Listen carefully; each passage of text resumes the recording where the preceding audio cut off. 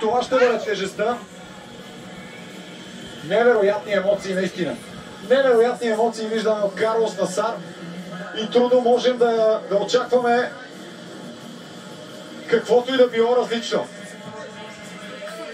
Тук трябва да има сериозна подкрепа и от българската публика. Нека шоуто да продължи и никога да не приключва, защото Карлос Насар и показва най-красивото от този спорт със сигурност.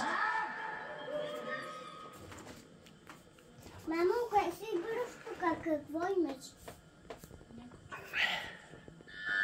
Чакай ли? Това ли? Тате, тук е... Чакай една секунда, тате.